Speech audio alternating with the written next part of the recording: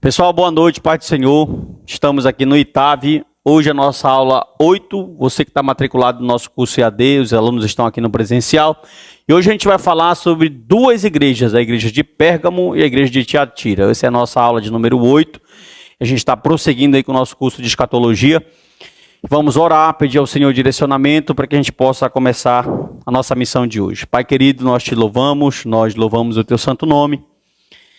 Estamos felizes por estarmos aqui e queremos glorificar ao Senhor, porque o Senhor é fiel. Pedimos o teu direcionamento, pedimos a tua fortes mãos, teu poder, a tua graça, a tua infinita misericórdia, para direcionar, Senhor, esse momento, essa aula, para que o teu nome ele venha a ser glorificado. Pai querido e santo, nós exaltamos o teu santo nome devido a tudo que o Senhor é, a tua grandeza, o teu poder, a tua graça, a tua infinita misericórdia que se estende de geração após geração.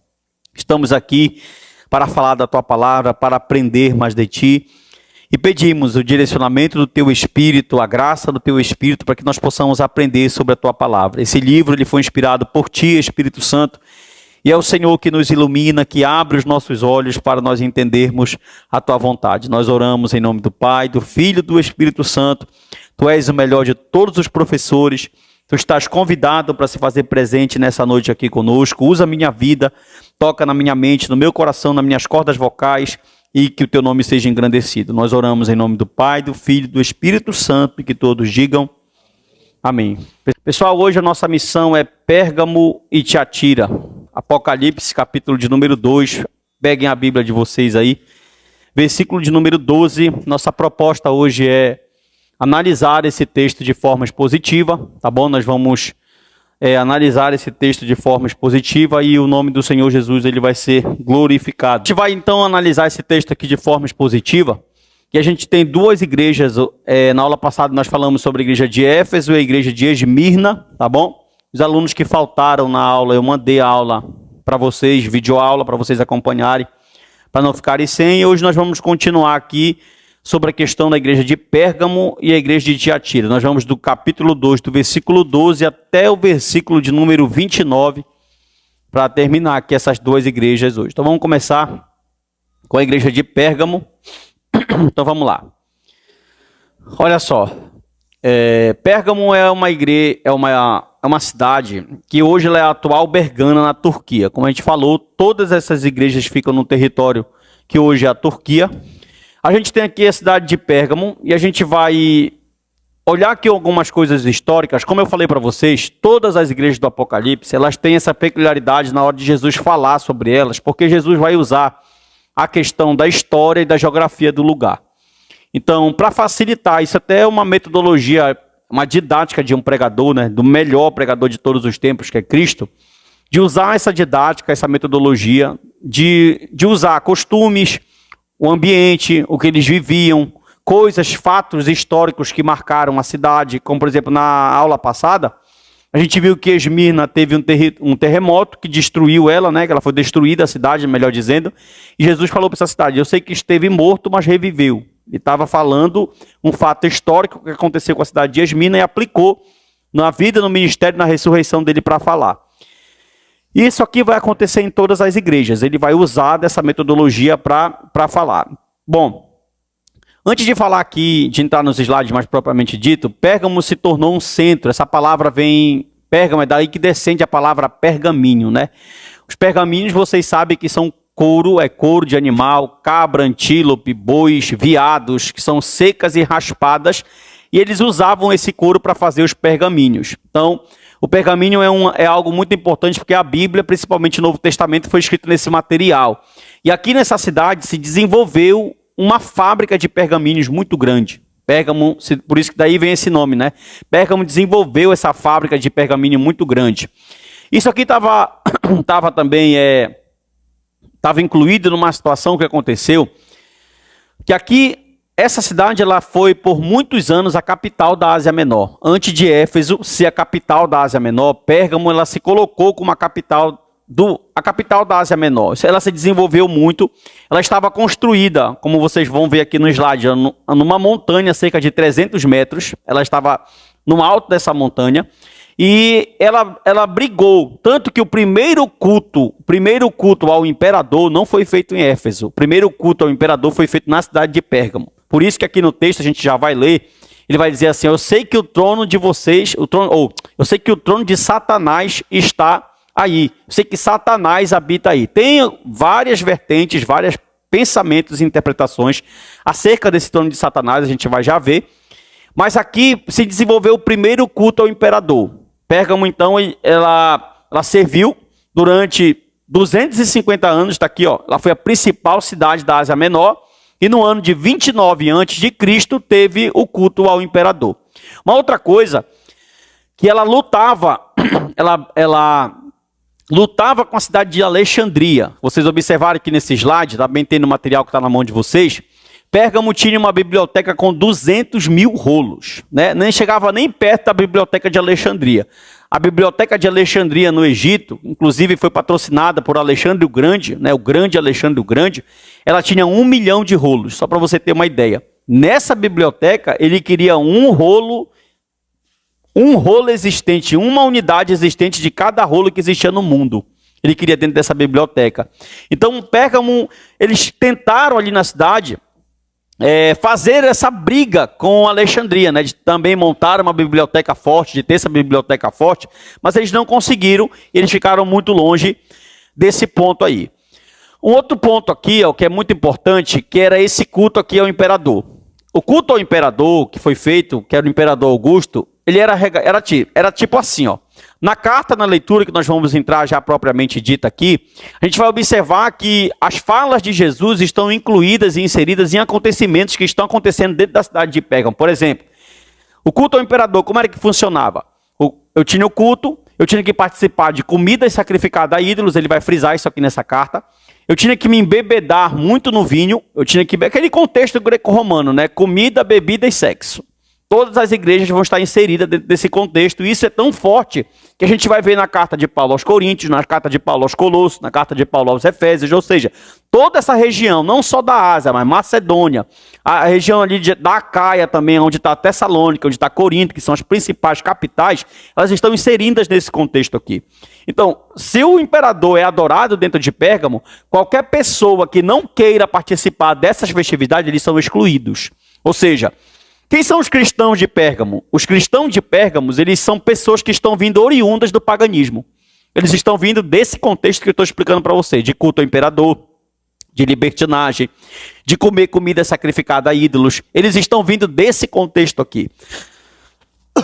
Só que agora eles estão servindo a Deus, e agora eles não estão mais prestando esse culto ao imperador. E como eu disse para vocês, se eu não participar daquilo que o culto ao imperador oferece, eu vou ser automaticamente excluído, mas não só excluído, eu vou ser também martirizado. Porque aqui na igreja, Jesus vai falar de uma testemunha que ele vai chamar Antipas. Antipas foi um crente da cidade de Pérgamo, que morreu, segundo a tradição, vocês vão já saber de que forma. E Antipas, por não se colocar ao contexto do culto ao imperador, anotem aí, por favor, isso aqui é muito importante para entender o contexto da carta, culto ao imperador. 29 depois de Cristo. Foi o primeiro lugar, foi a primeira cidade onde o imperador ele foi adorado.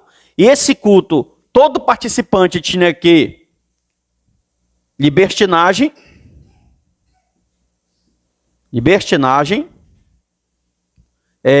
orgias, é a mesma coisa quase, muita bebida.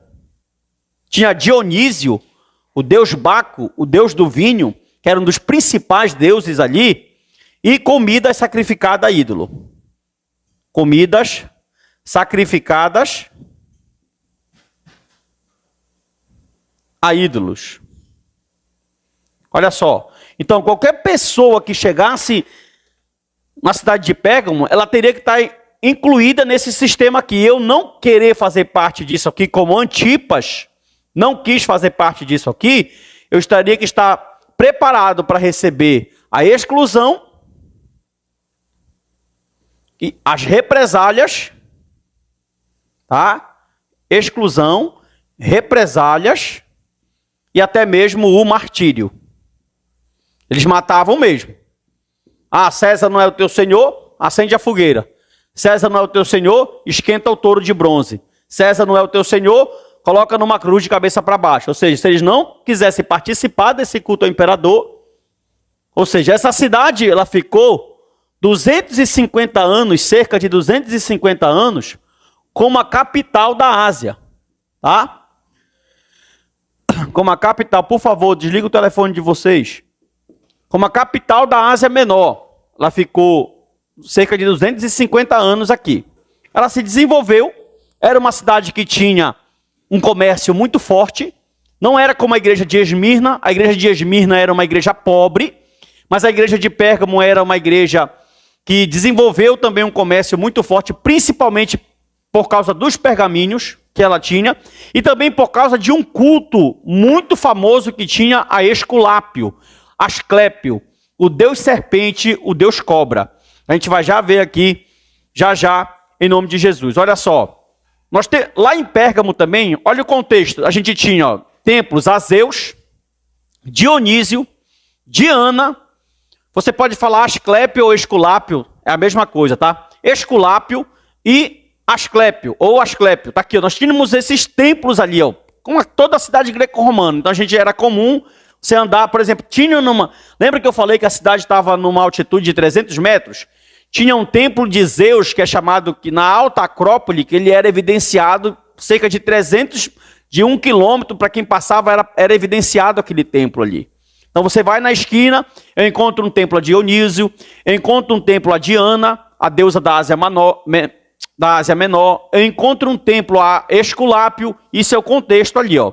Esse Esculápio, que é o deus serpente, né, o deus da cura, só para você ter uma ideia, olha essa informação aqui, muito precisa. Esculápio tinha 200 santuários na Ásia Menor.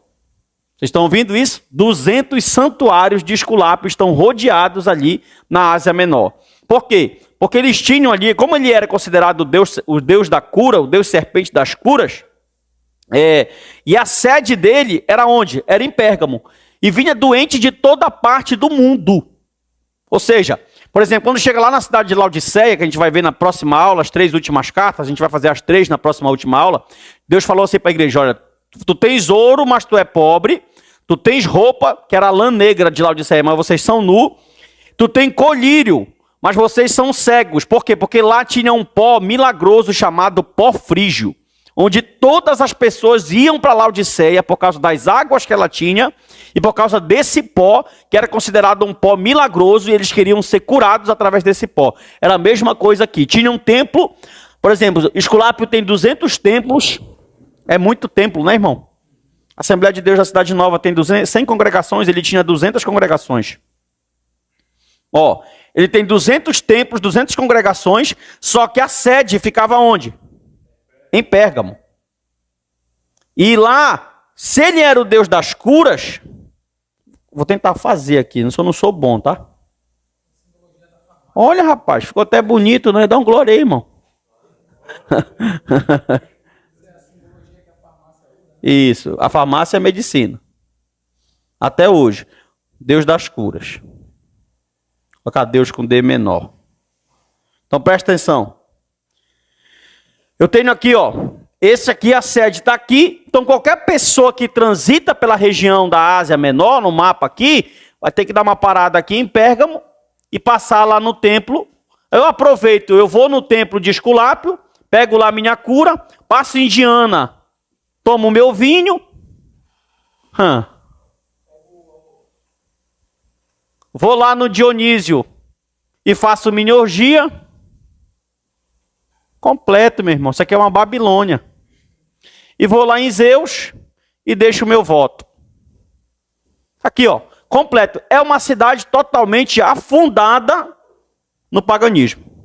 Aí eu quero... Por que eu estou começando a aula assim? Porque eu quero que vocês entendam que a comunidade que vai ser os crentes dessa igreja, eles vieram desse contexto aqui. Então, os crentes de Pérgamo são crentes pagãos. São ex-pagãos que agora se converteram ao cristianismo. Por não agora fazerem mais parte disso aqui, eles vão ser o quê? Eles vão ser excluídos, eles vão sofrer represálias e eles também vão participar de martírio. Essa é a situação que está acontecendo ali com os crentes da cidade de Pérgamo. Então vamos lá, para a próxima. Bom, ao anjo da igreja em Pérgamo, capítulo 2, versículo de número 12. Dando essa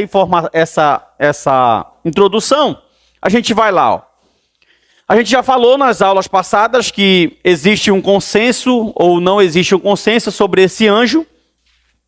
Alguns intérpretes acreditam que o anjo é o pastor da igreja e outros acreditam que esse anjo é um anjo mesmo que tomava conta ali de cada igreja. Mas existem visões diferentes sobre isso. Beleza. Vamos lá, ele começa, ó. Capítulo de número 2, versículo 12. Ao anjo da igreja em Pérgamo escreve: estas coisas diz aquele que tem a espada afiada de 2 gumes. Essa espada afiada aqui, ela vai ter diversos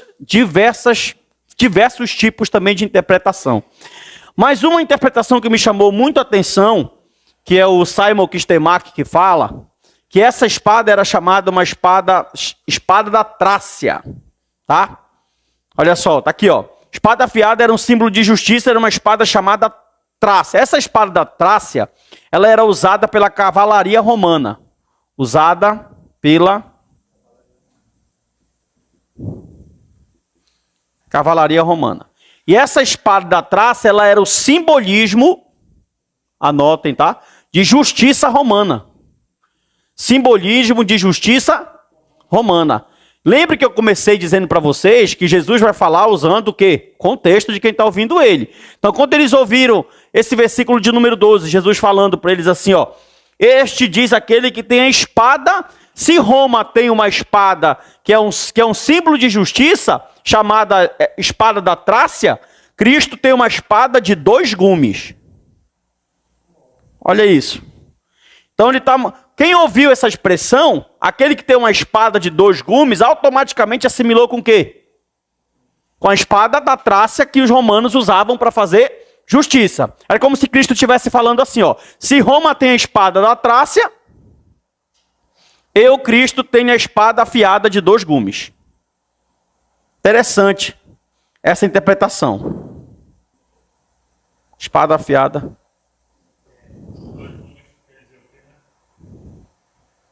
Corta para lá e corta para cá. Tu já viu o pregador falando assim? Irmão, antes de cortar para lá, corta para cá.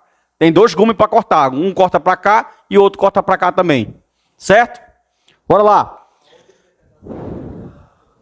Tem também. Poderia ser a palavra. São vários tipos de interpretação. Tipo assim, ó. Pode ser... Abre aí Isaías capítulo 11, versículo 4. Olha só. Lembre-se que quem está escrevendo é João. E João é o quê? Judeu. E a Bíblia de João é o quê? O Antigo Testamento. Então João vai se Jesus está usando uma questão cultural lá, ou um costume dos romanos, olha de onde João vai buscar essa expressão aqui. Isaías capítulo 11, versículo de número 4. Mas julgará com justiça os pobres e decidirá com equidade a favor dos mansos. Ferirá a terra com a vara de sua boca e com a vara de sua boca e com o sopro dos seus lábios matará o perverso. Então, se a justiça de Roma é a espada da Trácia, a justiça de Cristo está sendo que João está usando, está assimilando a justiça da espada de 2 gumes com uma profecia do profeta Isaías no capítulo 11, no versículo de número 4. Olha só, falando de justiça, ele transmite a ideia que o verdadeiro juiz, presta atenção, é como se Jesus estivesse falando assim, ó. Eu tenho a espada de 2 gumes. Ele está falando, não é Roma que faz justiça. Oh, glória. Isso, também. Está no material? Muito bom, muito bom. Olha só, quem faz justiça não é Roma. Por quê? Porque, por exemplo, a justiça de Deus, ela se resume em quantas partes? Avivamento e juízo. Então, digamos, Ítalo, que um gume é a aviva e o outro gume é o juízo. É como se ele estivesse falando, ó, quem vai fazer justiça não é o imperador ou todo o sistema de leis romanas. Quem vai fazer justiça agora é o Cristo exaltado. Aí, ó, presta atenção. Essa justiça do Cristo exaltado já é uma justiça de um Cristo que tem os olhos. Isso, então já é uma justiça que não é uma... Por exemplo, a espada da traça, a justiça romana falha, mas a justiça de Cristo ela não falha. Então quem vai julgar Pérgamo e as 7 igrejas é a espada de Cristo. É a espada que Isaías 11:4, a justiça perfeita, profetizou. E esse texto de Isaías, capítulo de número 11 aqui, ele tem 2 partes, ó. Anote aí que isso é importante. Do versículo 1 até o versículo 5 de Isaías 11, pode anotar isso aí, por favor, que não tem no material de vocês. Isaías 11, do 1 ao 5, é o Cristo terreno, é o Cristo humano. Só que Isaías 11, do 6 até o 10, é o Cristo glorificado. Viu? Por quê, pastor? Se você observar, a partir do versículo de número 6, já é um novo plano. Olha aí, ó. O lobo habitará com o cordeiro, e o leopardo se deitará junto ao cabrito, e o bezerro e o leão, e o animal novo cevado andarão juntos. Ou seja, do versículo 1 até o 5, é a primeira passagem de Jesus aqui na terra. E do versículo 6 até o 10, é o Cristo glorificado e exaltado que vem implantar, ou melhor, terminar de implantar o seu reino aqui. Ok? Isso. Prosseguindo, vamos lá. Versículo 13. Apocalipse, capítulo de número 2, versículo 13. Vou ler aqui. Conheço o lugar em que habitas, onde está o trono de Satanás, e que conservas o meu nome e não negaste a minha fé. Ainda nos dias de Antipas, minha testemunha, meu fiel, o qual foi morto entre vós, onde está, ou onde habita, ou onde Satanás habita. Presta atenção nisso aqui. Vamos lá. Conheço o trono de Satanás. Está aqui o versículo que eu já li. Conheço, é o Cristo exaltado. Conhece o quê? Olha aqui, ó, o mundo pagão que eles vivem. Conhece que mesmo, por exemplo, é como se ele estivesse falando assim, ó, eu sei que vocês não têm participado do culto ao imperador. Eu sei que vocês não têm comida sacrificada a ídolo, que ele vai frisar mais na frente aqui na carta. Eu sei que vocês não estão participando nenhum desse contexto pagão, mas eu conheço quem vocês são. É um conhecimento de alguém que está glorificado, de alguém exaltado. Aqui, ó, testemunho fiel. Eu conheço a sua perseverança debaixo da perseguição. Esse Antipas que está aqui no versículo de número 13, se vocês quiserem anotar, segundo a tradição, segundo a história eclesiástica, Antipas morreu queimado dentro de um touro de bronze. Viu? Tipo assim, lembra que eu falei? O culto ao imperador é o seguinte: toda a cidade de Pérgamo, que tem todos os templos, Dionísio, Esculápio, Zeus, é o seguinte: se tem culto ao imperador, todo cidadão de Pérgamo tem que fazer o quê? Participar dos cultos, participar da bebedeira, participar da orgia, ou seja, e além disso tem que adorar o imperador como Deus. E esse camarada, com certeza aí, ó, Domiciano, esse é o imperador aqui do tempo de João. Na verdade, aqui em 64 depois de Cristo, que é o tempo que Paulo vai morrer, mais ou menos ali, o imperador é Nero, tá? E esse camarada aqui, ó, chamado Domiciano, ele tá no mesmo nível de loucura desse cara aqui, tanto que chamava que ele era o novo Nero ressurreto. Ele era um cara totalmente doido, truculento, assassino e imoral. Aí, o espírito do anticristo, 29 anos depois de Cristo, eles inauguraram a adoração a Domiciano, ao imperador.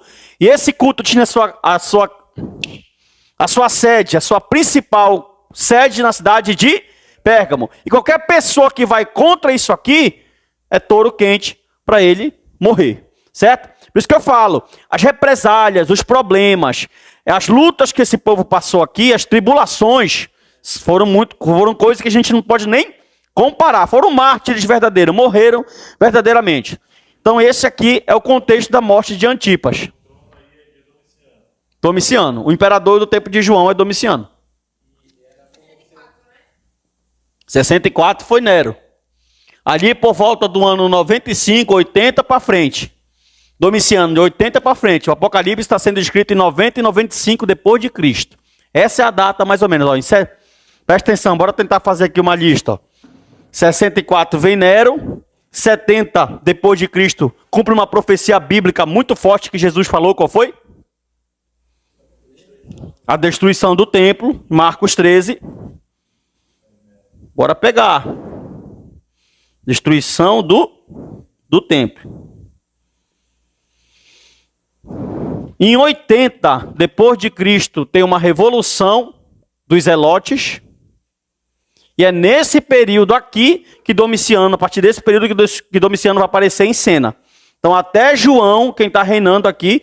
Então o culto ao imperador aqui é ao imperador Domiciano. Que está aqui, por exemplo, como a gente não tem uma data certa, bora trabalhar aqui. Tem 85 e 90 depois de Cristo. Mais ou menos essa data aí. Ok?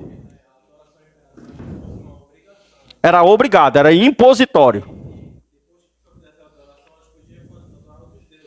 Podia adorar outros deuses. Lembra que a cidade... Não, tipo assim, ó. Eles têm um panteão de todos os deuses. O deus do sexo, o deus do vinho, o deus da fertilidade. O que foi que ele fez? Ele inseriu o dele. Agora, da mesma forma que vocês adoram Esculápio, Asclépio, Diana, Afrodite, Zeus, agora vocês também vão ter que adorar Domiciano. Vocês vão ter que declarar. Só que os cristãos começaram a se dizer que não. Porque eles conseguiam dizer que só o Senhor Jesus era o Senhor deles. Então eles não se dobravam a César. Gente, olha isso aqui. Foi nessa... Se eu não estou enganado, depois eu vou trazer com mais evidência. Foi nessa data aqui, se eu não me engano, que o Coliseu foi inaugurado. Se escreve com S ou com Z? Se for com Z, eu já errei. Olha aqui. Presta atenção. Foi nessa data de 80 depois de Cristo que foi inaugurado o Teatro da Morte. Meu irmão, morreu muito crente aqui, meu irmão. O cara fez isso aqui só... Parece não, foram 100 dias de festa para inaugurar. Viu? 100 dias de festa para inaugurar isso aqui. E Leão comendo crente lá doidado que não queriam de forma nenhuma se render o culto, adorar o imperador como seu Deus.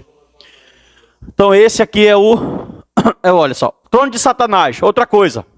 Sobre esse trono de Satanás, no versículo 13, existem várias teorias. A mais aceita dessas teorias é que esse trono seria o culto ao imperador que estava acontecendo lá, que é o que eu estou explicando para vocês nesse exato momento.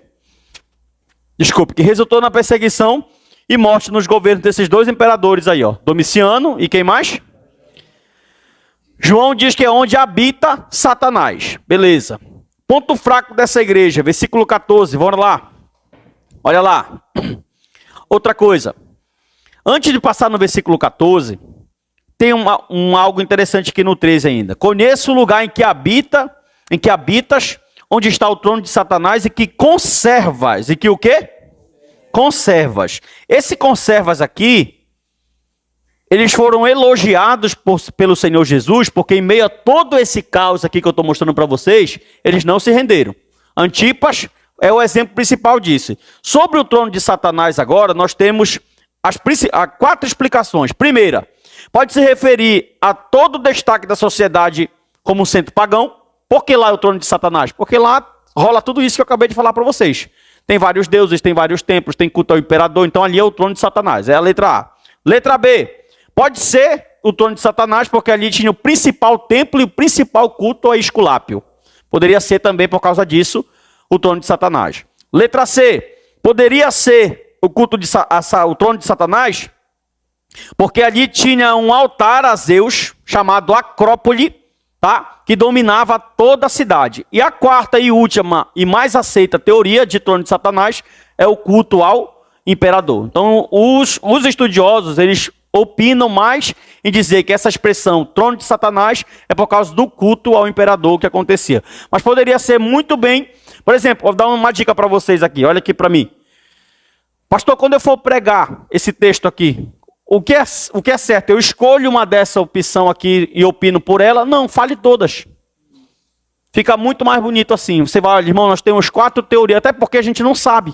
Eu posso estar afirmando para vocês que é o culto ao imperador, mas pode ser a A, B ou a C. A gente não sabe. Estamos trabalhando na hipótese aqui, certo? Baseado no que a gente tem como informação. E, mesmo assim, baseado em tudo isso, eles conseguiram, segundo a palavra de Deus aqui, se manter fiel. Versículo 13 lá, ó. Eu sei que habitas onde está o trono do diabo e que conservas o meu nome e não negaste a minha fé. Tipo assim, o que é conservas o meu nome? O que era que o culto ao imperador mandava dizer? Que César é o Senhor. Mas os crentes faziam o quê?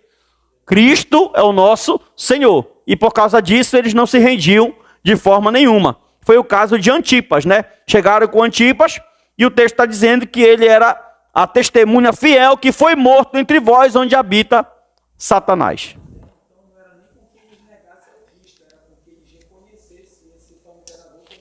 Exatamente. Por quê? A pergunta foi boa agora. Gosto de perguntas boas. Cadê? Francinei, me dá aí o apagador.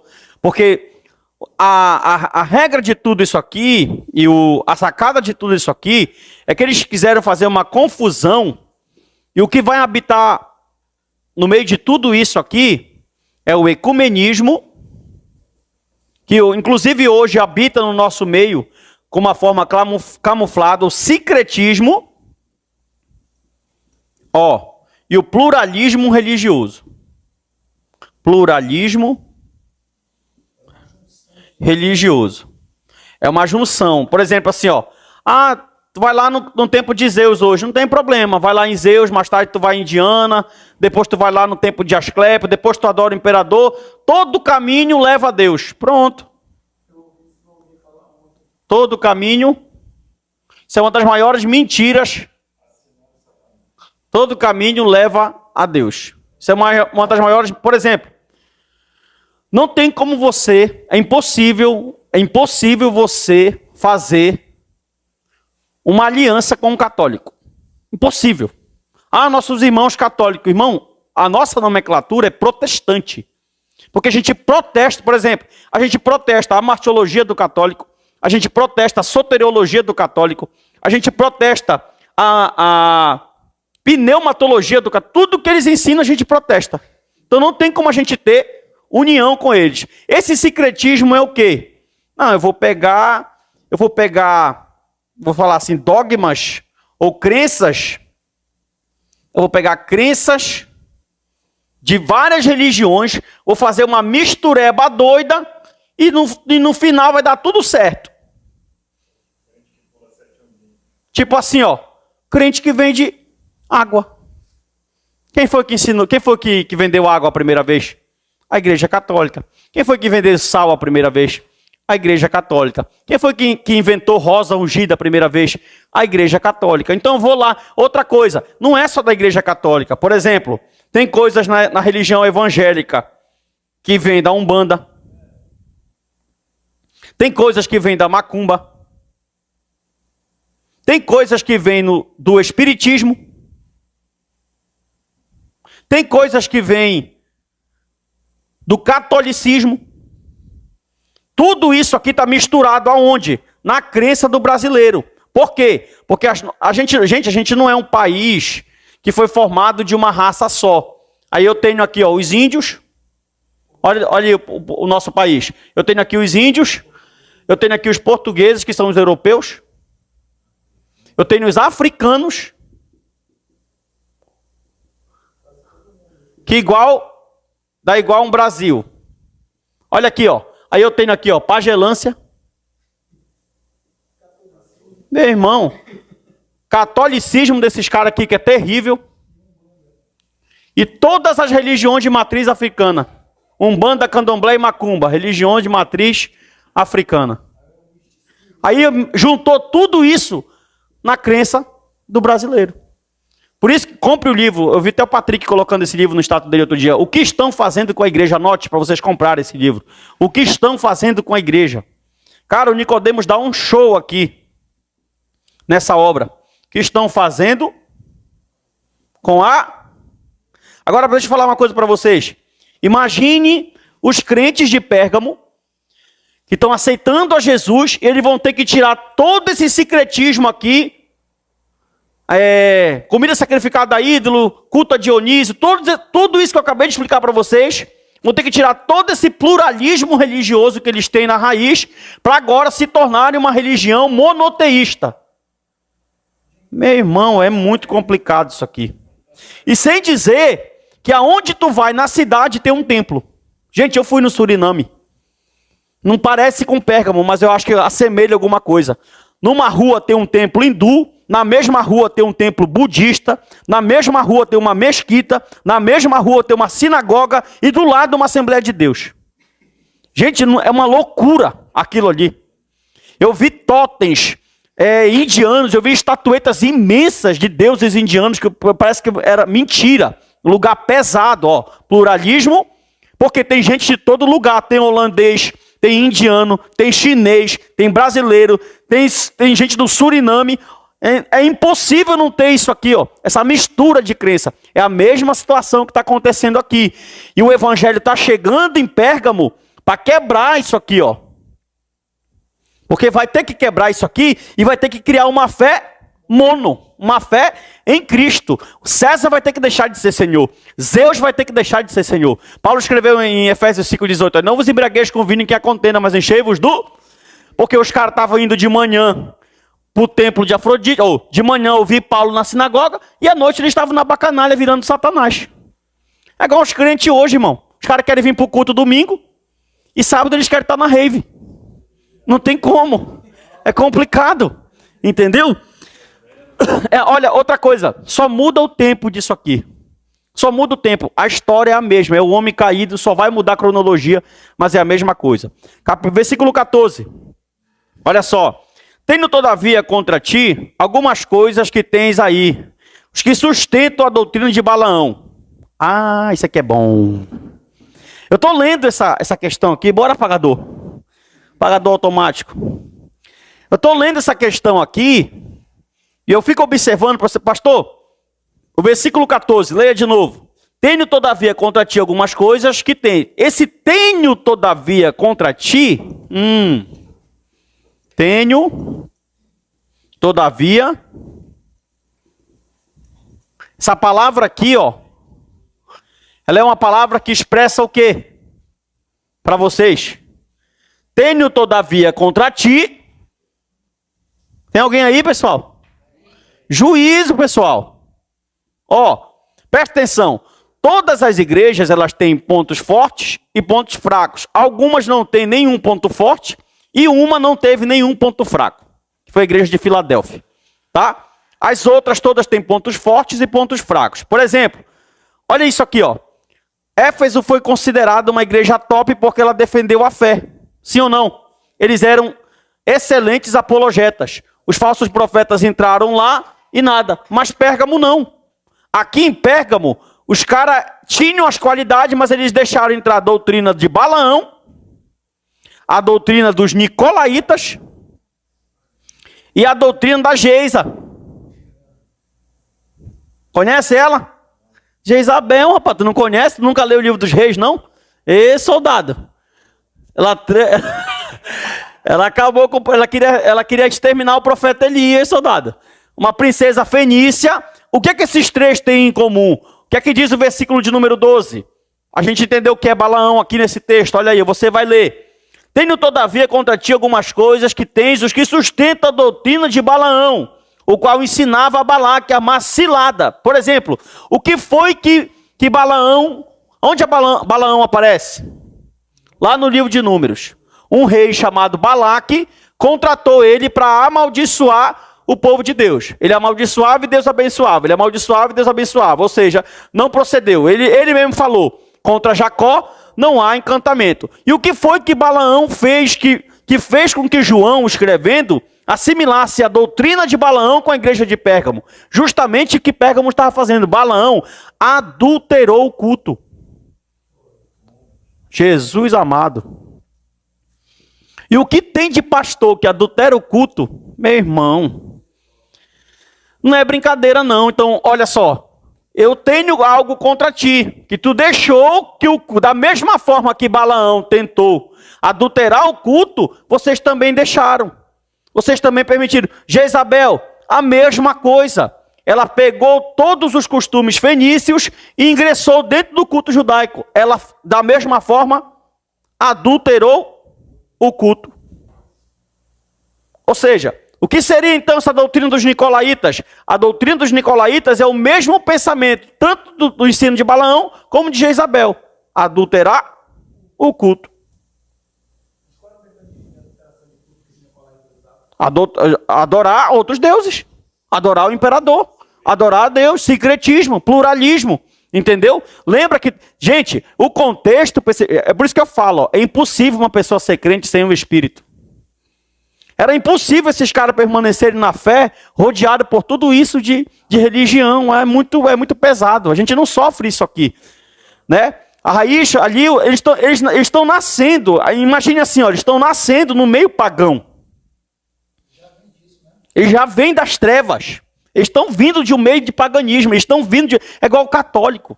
Tu vai lá, eu tenho a minha bisavó, está com 96 anos. Ela falou, ô meu filho, a minha mãezinha, mãe do Senhor, não tem como tirar, cara, se não for uma ação do Espírito de Deus. O católico fala o quê quando tu vai conversar com ele? Eu nasci nessa e vou morrer nessa. Os caras não vão mudar, porque a raiz deles vem daí do catolicismo. Aí, olha só, vamos lá.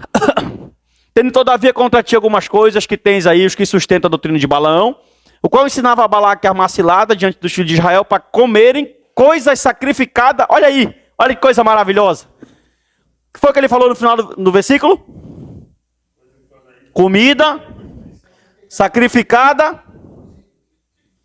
Gente, isso é tão forte no contexto das igrejas, que Paulo vai pegar um capítulo todinho, 1 Coríntios do 8 até o capítulo de número 14, ele vai trabalhar toda essa sessão sobre isso aqui, ó. Para você ver. Eles pegaram, e o que foi? Quando eles pegaram comida sacrificada ao ídolo, o que foi que eles fizeram com o culto cristão? Adulteraram, tá aqui, ó. Vocês não podem fazer isso. Era como se ele estivesse falando, se vocês vêm adorar o Senhor e depois vão para o templo comer carne, vocês estão adulterando o culto do Senhor. Foi isso que Balaão fez. Foi isso que Jezabel fez. É isso que os nicolaítas ensinam. Vocês estão adulterando o culto ao Senhor. Vocês estão comendo comida sacrificada a ídolos. Essa comida sacrificada a ídolos, não é que não pode comer a comida. Quando Paulo vai falar disso, na carta aos Coríntios, ele já falava que a preocupação do apóstolo Paulo sobre esse texto era a questão da consciência de quem estava vendo aquilo. Tanto que ele começa a sessão exaltando o nome de Deus e citando um salmo. Ele fala, do Senhor é a terra, toda a sua plenitude e todos os que nela habitam. E depois ele começa a discorrer. O que ele está preocupado é o seguinte, como é que uma pessoa fraca na fé, um novo convertido, que te viu numa sinagoga adorando a Deus aqui em Pérgamo, e depois saiu da sinagoga, te viu lá no templo de Diana. O problema, irmão, desses cultos pagãos aqui, é que eles eram muito pesados na libertinagem. Tipo assim, ó, a ordem do culto ao imperador era sexo, bebida e orgia. E se tu não entrasse nisso, tu era excluído e tu tinha que sofrer represália. E a gente sabe que a religião cristã, um dos focos principais dela é a santidade e o autocontrole. Então, se o camarada visse o cara comendo uma comida sacrificada a um ídolo ali, ele ia pensar o quê? Pode tudo. Eu vou poder tudo. Eu vou lá assistir. E o judeu ia falar o quê? Não, eu vou seguir Jesus, mas eu vou guardar meu sábado. Exatamente. Olha aí, ela fala a mesma coisa, vamos lá. Olha só. Comerem coisas sacrificadas a ídolos e praticarem prostituição. É como eu falei, o culto era isso, comida, bebida e outro sim. Também tu tens os que da mesma forma sustentam a doutrina dos nicolaítas. Presta atenção nisso aqui, ó. A igreja de Éfeso, que nós vimos na aula passada, ela se opôs a essas doutrinas, certo? Se entrasse lá um camarada querendo falar assim, bora fazer isso aqui no culto, não. A gente tem ensino aqui, não pode. Não pode adulterar o culto. Eles eram preparados eticamente, teologicamente. Ou seja, eles sabiam Bíblia. Eles sabiam discernir entre um culto cristão e um culto pagão. Mas essa igreja aqui não sabia isso aqui. Aí ele vai falar, ó. A igreja de Éfeso se opôs a essas doutrinas de Balaão, porém Pérgamo a tolerou. Gente, quem conhece pessoas aqui que vocês sabem que amam a Deus verdadeiramente? Aí o cara congrega numa igrejinha. Eu não estou falando de de espaço. Porque tipo assim, ó, para a igreja rica, olha isso, para a igreja rica, Laodiceia, Jesus falou, tu é pobre. E para a igreja pobre, Esmirna, ele falou, tu é rica. Então na visão de Cristo é diferente do homem. Na visão de Cristo, a igreja rica, que tem bens, ela é pobre. E a igreja que é pobre materialmente, ela é espiritualmente rica. É claro que tem suas exceções, né? Bem, baseado nisso aqui, o que aconteceu? Por eles não terem tanto... Pastor, por que essa diferença da igreja de Éfeso para a igreja de Pérgamo? Quem pastoreou Éfeso? Paulo, meu irmão, João, Timóteo. Os caras eram a própria Bíblia. Os caras estavam com a Bíblia, com o Cordeiro. Mas aqui em Pérgamo, quem era? Um líder de uma comunidade. Pode ser que nas campanhas missionárias de Paulo, tá? Nessa região, alguém escutou o evangelho, foi para Pérgamo e fundou essa igreja. Não foi Paulo. E fundou essa igreja aqui. Entendeu? Então o cara que foi fundar, era como se fosse aquele pastor que vai na raça e na coragem. Não tem muita instrução bíblica, ele chega e cria uma igreja ali. Entendeu? Aí ele chega num lugar, meu irmão. E outra coisa, a gente não combate falsos ensinos com oração. A gente combate falsos ensinos com ensino. Entenderam? Aí o que aconteceu? Ó? A doutrina de Balaão e dos nicolaítas estão ligadas. Balaão prostituiu seu dom, enquanto os nicolaítas participavam do culto ao imperador. Eles adulteraram o culto por não ter esse tipo de discernimento. Eles não tinham tanta coisa. Versículo 16. Vamos lá. Portanto, conjunção conclusiva. Arrepende-te, senão venho a ti sem demora, e contra eles pelejarei com a espada da minha... Presta atenção. Quem vem punir vocês não é a espada da Trácia. Que não é a punição romana que vai vir punir vocês. Quem vai vir punir vocês é o camarada que tem olhos como chama de fogo. Portanto, ó, se arrependam. Olha o que vocês estão fazendo. Olha o culto que vocês estão prestando. Vocês estão me adorando mesmo de verdade ou vocês estão dando uma passada lá no baile de Asclépio? Vocês estão me adorando? Vocês estão pedindo para o pastor de vocês orarem na cabeça de vocês ou vocês estão indo pegar o pó frígio lá no templo de Asclépio, o Deus da cura? E aí, o que é que vocês estão fazendo? Cuidado. Aí ele manda a mensagem. Portanto, arrepende-te. Senão venho a ti sem demora e contra eles pelejarei com a espada da minha boca. Presta atenção aqui, vamos lá. Juízo. Blasfêmia. Eles se opondo ao povo de Deus estavam blasfemando do próprio Cristo, do próprio Deus. Versículo 17, para terminar. Quem tem ouvidos, obedeça o que o Espírito diz à igreja. Ao vencedor, dar-lhe-ei o maná escondido. Sobre esse maná aqui, tem diversas teorias. Vamos lá. Tem diversas teorias sobre o maná aqui. Primeiro, antes de falar do maná, tem a questão do arrependimento. Esse arrependimento, ele só vai acontecer quando tu ouvir. Existem duas palavras que é metanoia. Essa todo mundo conhece, né? Metanoia pode ser colocado o conceito mudança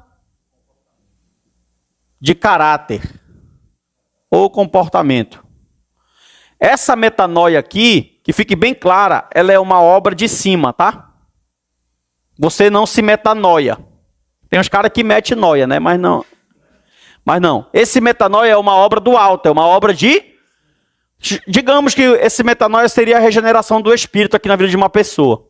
Só que lá no texto de Hebreus 12, quando fala de Esaú e Jacó, depois vocês dão uma olhada nessa referência lá, quando fala de Esaú e Jacó, ele fala que Esaú se arrependeu. Esaú se arrependeu.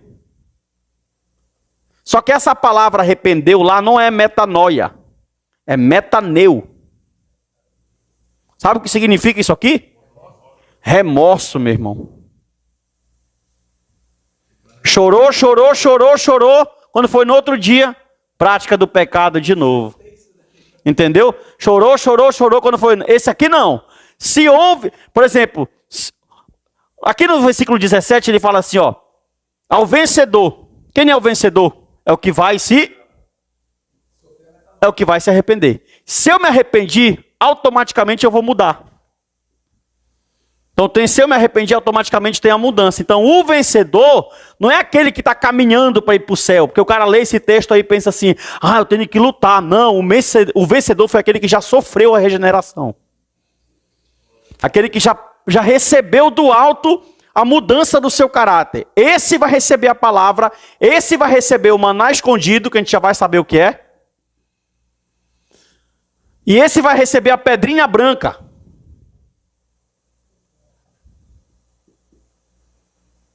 Quem, pastor? O que teve remorso?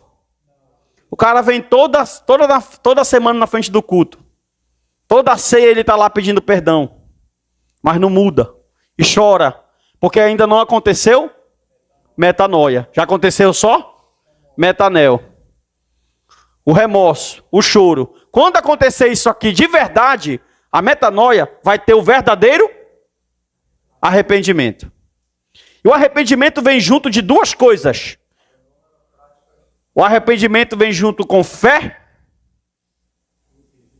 e conversão. Uma pessoa arrependida, ela é convertida. Uma pessoa que é arrependida, ela tem fé. E essa fé é fé de frutos dignos. Fora isso, foi só... Fale, meu irmão.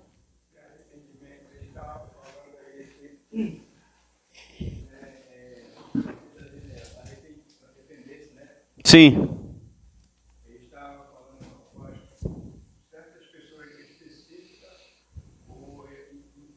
Todo, modo geral. Isso aqui é falado para uma igreja. Essa igreja representa toda a comunidade cristã.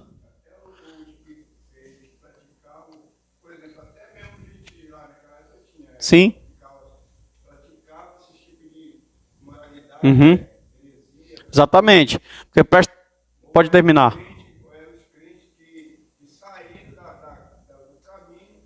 Não. Isso aqui serve tanto para os que estão fora quanto pelo que estão dentro. Eu vou lhe dar uma resposta. Hoje eu vi o pastor Hernandes falando algo que eu vou usar a partir de hoje. Ele falou assim, ó. Ele disse assim, perguntaram para ele, pastor, como é que está a igreja? Ele falou assim, tá bom, tá mais ou menos e tá ruim. Aí o cara ficou assim, ele falou, por quê? Ele falou, porque dentro da igreja tem crente que está bem, dentro da igreja tem crente que está mais ou menos, e na igreja tem crente que está quase morto. Então tá bom para aqueles que estão vivos, tá mais ou menos para aqueles que estão cabaleando, e tá ruim para aqueles que estão mortos espiritualmente. Então esse arrepende-te aqui, irmão Elias, essa carta ela foi mandada para a comunidade cristã de Pérgamo. Ela foi enviada para a igreja de Pérgamo. Primeira fala desse arrepende-te é aplicado para os crentes que congregam em Pérgamo. Se ele está escrevendo isso aqui, com certeza chegou no ouvido dele que eles não estão dentro do padrão que eram para trás e estão envolvidos nesse sistema todinho que eu estou explicando para vocês aqui. Então, isso é uma palavra exortativa. Olha, quando ele fala, vem contra ti, exortativo. Te arrepende, exortativo. Ou seja, é uma exortação para os crentes. Aí, de forma geral, ela pode também ser aplicada para um crente que se encontra lá fora. Entendeu? Tanto para um crente, mas primário ela foi aplicada para os crentes de Pérgamo, mas ela também pode, de forma geral, ser aplicada para uma pessoa que se encontra lá fora. Perfeito. Então esse é o padrão. Quando a igreja ignora isso, ela corre perigo. Certo? Ouvir é o que, pessoal? É obedecer. Assim eu me torno vencedor. Quando é que eu me torno vencedor? Só quando eu obedeço. E quando é que eu obedeço? Só quando tem arrependimento. Só vai conseguir obedecer. Olha, pode pegar o cara, vai ficar dando soco, ponta de faca. Tu fala, e tu aconselha, e tu manda mensagem, e tu ora, e tu faz jejum, e tu... Não adianta. Se não houver regeneração, ele não obedece. Ele não vai obedecer. A partir do momento que ele obedece, que tem a regeneração, biblicamente ele entra no rol de vencedor. Por quê? A ação de Cristo alcançou ele. A justiça de Cristo no Calvário alcança ele. A partir desse momento que a justiça de Cristo no Calvário alcança ele, ele pode ser chamado diante de Deus de vencedor. Não por obra dele, mas por obra de Cristo. Porque aconteceu nele a mudança de caráter. Ok? Acabou aí, meu filho, já? Quanto minuto tem aí? É nóis. Bora lá. 2 recompensas. Vamos lá, pessoal. Vai dar certinho. Maná escondido. Primeiro, tem 2 opções. A primeira opção para esse maná aqui é Salmo 78, versículo 25. Lá nesse salmo está dizendo que o homem comeu o pão dos anjos. Então esse maná seria o pão dos anjos. A outra versão é que Jeremias, no momento do cerco de Jerusalém, quando foram levados para a Babilônia, ele tinha pegado um pedaço do maná que estava dentro da Arca da Aliança, escondido e levado para lá. Seriam as 2 opções dessa palavra maná aqui, ó. Vamos ler o versículo 17, desculpe. Quem tem ouvidos, ouça o que o Espírito diz à igreja. Às igrejas. Ao vencedor, dar-lhe-ei o maná escondido. Bem como lhe darei uma pedrinha branca, e sobre essa pedrinha escrito um novo nome, ao qual ninguém conhece, exceto aquele que o recebe. E essa pedra branca, pastor, o que seria? Olha aqui no slide, todo mundo. Pode ser o Urim Tumim, uma alusão. Pode ser pedras no tribunal, por exemplo, lá em Roma, quando você era condenado, você recebia do tribunal uma pedra preta, quase não sai, com o seu nome.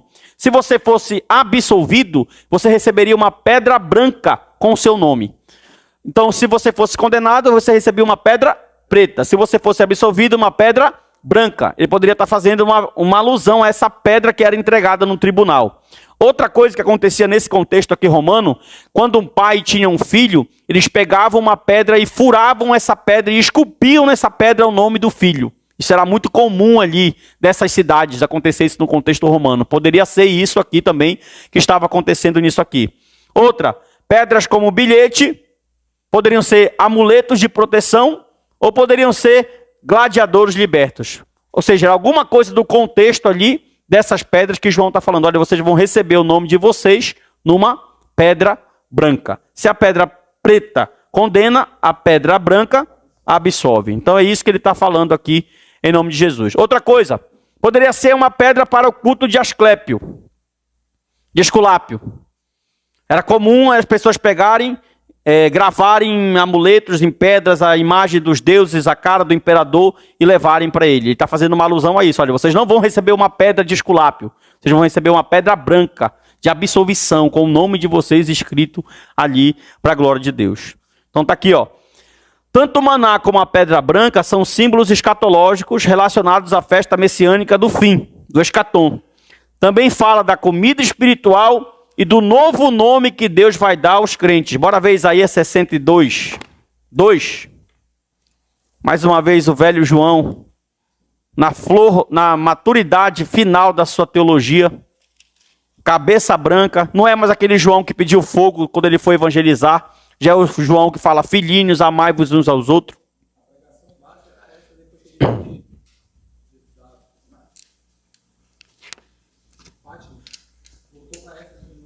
Voltou mais crente. Isaías 62, 2. As nações verão a tua justiça e todos os reis a tua glória. E serás chamada por um novo nome que a boca do Senhor designará. Agora tem um porém. Essa pedra aqui, alguns estudiosos vão dizer, olha, não se sabe se nessa pedra o nome, que ninguém sabe, só quem recebe, se é o nome da pessoa ou se é o nome do cordeiro. Que o texto não deixa claro isso, na gramática grega não diz que é o nome da pessoa. Entendeu? Pode ser que a pedra que eu receba esteja o nome do cordeiro, que só vai saber quem pega a pedra, ou pode ser o nome da pessoa, um novo nome que a pessoa vai receber. As duas interpretações, elas são possíveis dentro desse texto. Conclusão dessa igreja aqui, vamos lá. Olha aí, ó. Ainda que a gente não tenha aqui no mundo ocidental, no mundo que a gente vive, nada comparado. Já pensou, irmão? Aqui é top demais. É doido. Acho que é por isso que o brasileiro segue o evangelho com a barriga, porque aqui é muito... Cada esquina tem uma igreja, cada esquina tem uma denominação, tu vai para qual tu quer, tu come o pasto que tu quiser. Não tem um sistema pagão, não tem secretismo assim tão aflorado. Tem camuflado, né? Mas é tudo pacífico, mas aqui era mais estreito. Então a gente não tem culto ao imperador aqui, nem perseguição. Os crentes que estão aí na janela dos 1040, nos países muçulmanos, os países que são totalmente fechados e extremistas, o camarada vai adorar a Deus numa igreja e tem que ficar 2 caras armados lá para não entrar um extremista muçulmano e te matar na hora que tu está louvando a Deus lá. Aqui é top demais. Outra coisa... Enfrentamos perseguições de falsos mestres que os crentes de Pérgamo enfrentaram. Por isso devemos estudar a palavra de Deus para defender a nossa fé e também para combater os falsos ensinos e tornar a verdade teológica relevante. Então essa é a igreja de Pérgamo. Pessoal, a gente está encerrando aqui o primeiro bloco da nossa aula hoje, tá bom? Daqui a pouco a gente começa o nosso segundo bloco. Hoje foi a igreja de Pérgamo, bloco 1. Daqui a pouco vem para a igreja de Tiatira, bloco 2. Deus abençoe. Vou deixar o telefone aqui embaixo, ó, para você se matricular no curso aí e vir estudar a palavra de Deus com a gente. Deus te abençoe.